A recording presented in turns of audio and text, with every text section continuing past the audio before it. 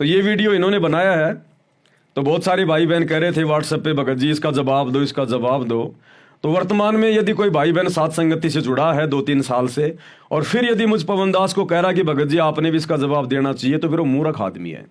अभी वो भगत नहीं बना पूरा, अभी वो सात संगति को समझ नहीं पाया, गुरु जी के ज्ञान को समझ नहीं पाया। वो नालायक आदमी जो कह रहा है कि पवन भगत जी आपने जवाब देना चाहिए। क्यों जवाब दें, हमारे पास फालतू समय नहीं है भाई जवाब देने के लिए। मैनेजमेंट तो भक्ति करता नहीं है, वो रामचंद्र तो भक्ति करता नहीं है, संजय गुरुद्रोही हो गया वो भक्ति नहीं करता। अरे हम भक्ति करते हैं भाई, सेवा करते हैं, हमारे पास समय नहीं है। और दूसरी बात, जब सच्चाई का तुम्हें पता, सच्चाई का मुझे पता कि मैं कितना सही हूं, सात संगति कितनी सही है, और फिर यदि हमारे ऊपर कोई गोबर फेंक रहा है, झूठ फेंक रहा है, तो फिर हम क्यों अपना समय बर्बाद करें, हम अपनी भक्ति क्यों ना करें। एक समय एक गधा और एक टाइगर, एक गधा और एक टाइगर आपस में तू मैं करने लग गए, वाद विवाद हो गया घास को लेकर। गधा बोला घास का रंग नीला होता है, नीला, और टाइगर बोला घास का रंग हरा होता है, हरा। इसी बात को लेके दोनों में तू मैं हो गई। अब जंगल के राजा के पास में बात पहुंच गई कि भाई इसका निर्णय कैसे हो। तो जंगल के राजा शेर के पास में गए दोनों और कहा राजा जी हमारा निर्णय करो, जजमेंट करो, क्या बात है। तो गधा बोला जी मैं ये कह रहा हूं कि घास नीली होती है, नीली, और ये टाइगर मानता ही नहीं, ये कहता कि घास हरी होती है, हरी होती है। तो जंगल के राजा शेर ने सोच समझ के कहा कि भैया घास होती तो नीली है, घास नीली होती है। तो गधा बड़ा प्रसन्न हो गया, गधा बड़ा खुश हो गया कि शेर ने तो मुझे जिता दिया, शेर ने तो मेरा पक्ष ले लिया, खुश हो गया। खुश हो गया तो दोनों चले गए। थोड़ी देर बाद गधे ने सोचा यार ये आधा अधूरा निर्णय है, आधा अधूरा निर्णय ये। से जंगल के राजा ने ये कहकर कि घास नीली होती मुझे जिता तो दिया, लेकिन टाइगर को सजा तो दी नहीं। उसने मेरा अनमोल कीमती समय जो बर्बाद कर दिया वाद विवाद करने में कि घास हरी होती है, घास हरी होती है, तो टाइगर को सजा तो मिली नहीं। गधा वापस गया टाइगर को लेके। शेर बोला अब क्या हुआ। बोला जी ये तो ठीक है, आपने जो सही बात है वो आपने सही बात बताई कि घास नीली होती है, लेकिन इसने मेरा जो समय बर्बाद कर दिया वाद विवाद करने में, आपने इसको सजा तो दी नहीं। तो शेर बोला हाँ बात तो सही है, इसको सजा मिलनी चाहिए। तो शेर ने कहा कि टाइगर तुझे सजा दी जाती है, 3 दिन तक तू मौन रहेगा, कुछ नहीं बोलेगा, साइलेंट रहेगा, ये तेरी सजा है। टाइगर बेचारा चला गया, राजा का जजमेंट। 3 दिन के बाद में टाइगर गया शेर के पास और कहा कि यार तू बड़ा अजीब राजा है, तू बड़ा अजीब राजा है, तूने क्या निर्णय किया, तूने जजमेंट दिया। टाइगर ने कहा शेर से कि तू जानता है कि घास का रंग हरा है, मैं भी जानता हूं कि घास का रंग हरा होता है, और पूरी दुनिया जानती है कि घास का रंग हरा होता है, फिर भी तूने गधे को जिता दिया। तो शेर ने कहा,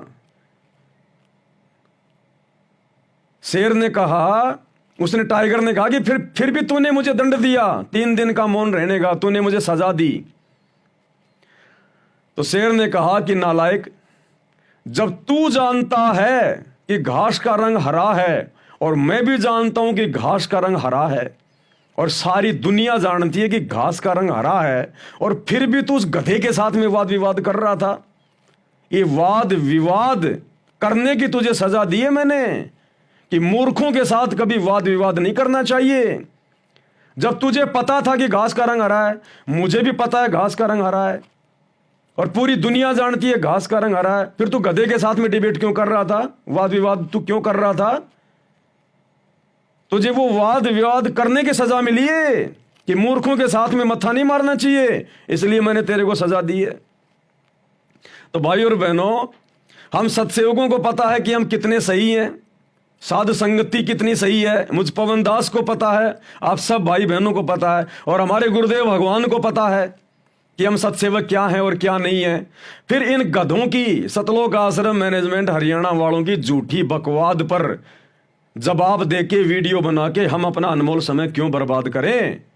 अगर फिर भी हम अनमोल समय बर्बाद अगर हम वो करेंगे तो क्या हमारे गुरु जी हमारे को दंड नहीं देंगे कि नालायको, जब तुम्हें पता था कि साथ संगति सही है, तुम जो कर रहे हो मेरे आदेश से कर रहे हो, मेरे ज्ञान आधार से कर रहे हो, और मैं हर प्रकार से तुम्हारा सपोर्ट कर रहा हूं, वरना तुम साथ सेवक है, तुम साथ संगति से जुड़े हुए लोग, तुम मुट्ठी भर लोग, और ये आश्रम वाले ये लाखों की संख्या में, ये करोड़ों की संख्या में, ये मगरमच्छ, और तुम पानी की तुम मछली, और फिर भी तुम इनके ऊपर राजा बन के रह रहे हो।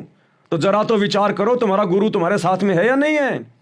अरे एक ही तालाब में मगरमच्छ और मछली, और फिर भी ये मगरमच्छ उस मछली का बाल बांका नहीं कर पा रहे, तो थोड़ा बहुत तो विचार करो नालायको, तुम्हारे साथ परमात्मा है या नहीं है? फिर क्या वाद विवाद करना उनके साथ में, उनका काम तो भोगने का, भोगते रहेंगे। इसलिए भाई और बहनों, दास फालतू में वाद विवाद नहीं करना चाहता। परमात्मा ने दास को जो सेवा बख्शी हुई है, ये सेवा तो भाई साहब ब्रह्मा विष्णु महेश को भी नसीब नहीं है, वो भी रोते तरसते हैं इस सेवा के लिए, जो सेवा इस बंदी छोड़ सतगुरु रामपाल जी भगवान ने इस कुत्ते के ऊपर बख्शी हुई है।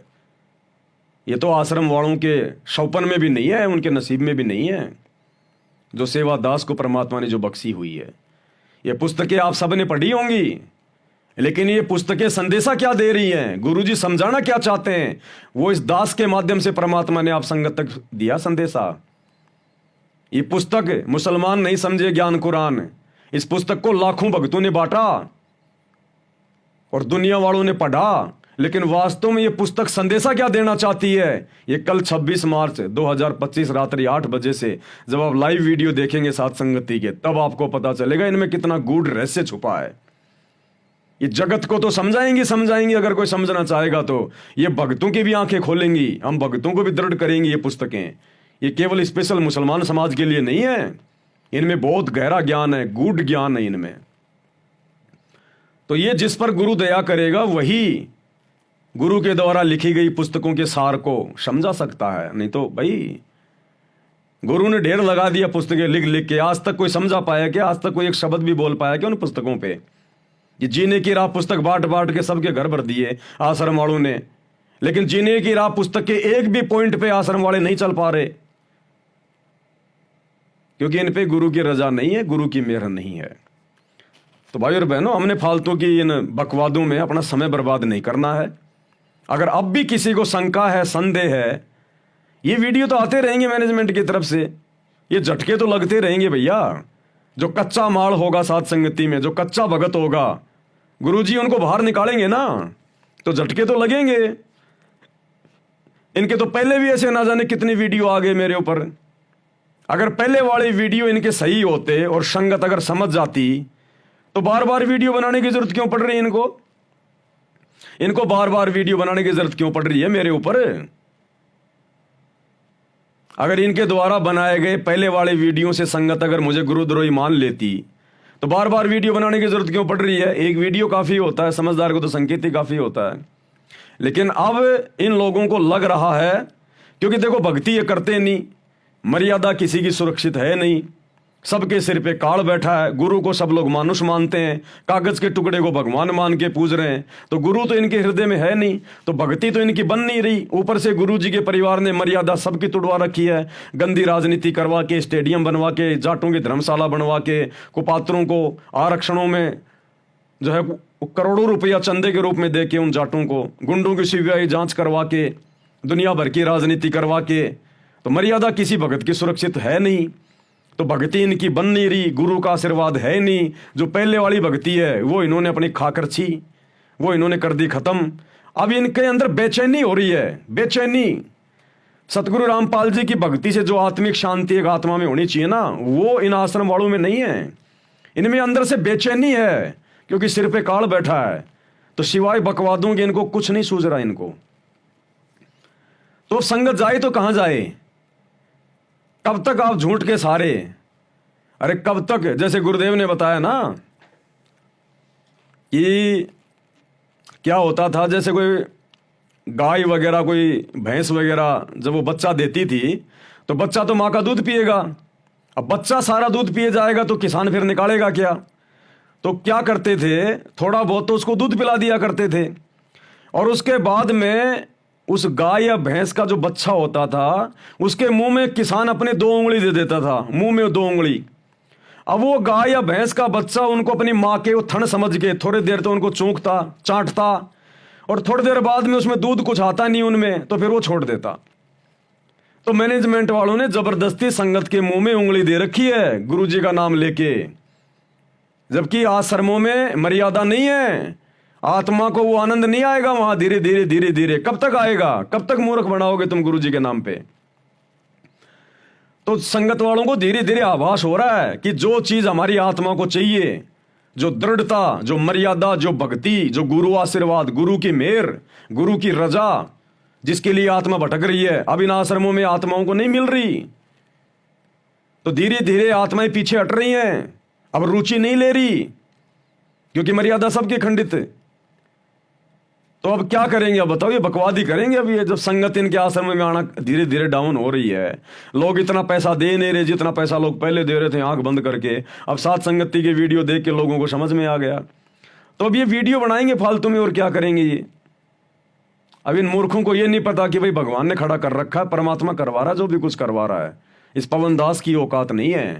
तो दास पहले बार बार ये बोलता आया है कि इस पृथ्वी पर, इस 21 ब्रह्मांड में इस पवन दास को 2 ही कारणों से नीचे बैठाया जा सकता है। या तो खुद ये पवन दास कोई ऐसी कोई गलती कर दे जिससे गुरुजी नाराज हो जाएं और मैं ऑटोमेटिक नीचे बैठ जाऊं, या फिर मेरा गुरु, मेरा परमात्मा सतगुरु रामपाल जी भगवान ही मुझे नीचे बैठा सकता है।